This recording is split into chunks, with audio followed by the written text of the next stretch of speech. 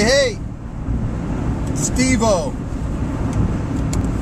You wanted us to make videos about lies of the world, and of course Caroline just made one.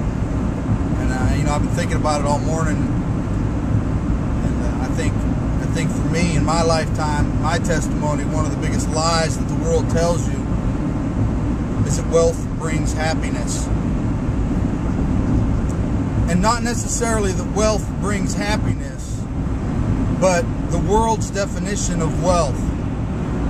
The world's definition of wealth is a balance sheet and a bank account, how much money you have, how much purchasing power you have that brings you happiness. That's a lie. That's a flat-out lie.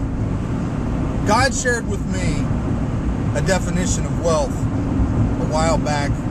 Thank you, Jesus. The definition he gave me is wealth is not determined by how much you have. It's determined by how little you need. Now, the world ain't gonna like that. But I can tell you for myself, I've met a lot of poor, homeless people who were much wealthier than the wealthy people that I had met, because they had Jesus Christ. And wealthy people, the world wealthy people, rich people, who are serving money and not God, are really never at peace. They're always trying to get more. I mean, their bank accounts are never big enough. Their houses are never big enough. Their cars are never new enough. Their diamonds are never big enough. Vacations are never exotic enough. So they're always going to chase that dog that they'll never catch. But yet the world tells them that is wealth. That is wealth, and they look up to that, and they respect that, and they honor that. The world honors that. The world's like, oh, you're wealthy. In fact, the wealthier people are, the less they actually end up paying for, because everybody just wants to be like them and be around them, and they get to be these celebrities. That's a lie. That's a lie. I can tell you now, I wasn't wealthy on a grand scale as the world sees it, but I made a lot of money. Multiple houses and vehicles, and lots and lots of money.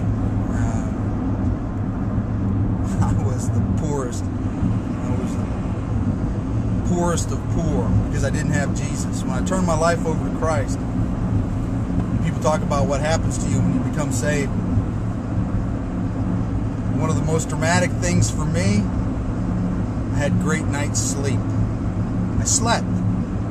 When I was running for the wealth of the world, I used to tell people I don't sleep at night. I just wait until morning, because I'm always negotiating deals and structuring deals and thinking about angles.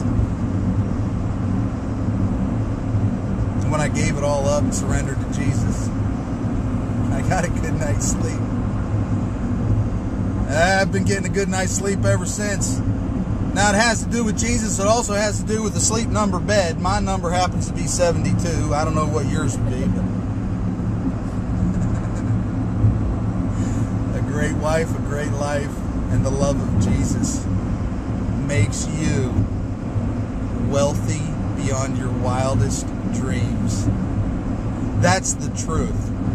That's the truth. God bless you, my brother. God bless you. Thanks for doing this.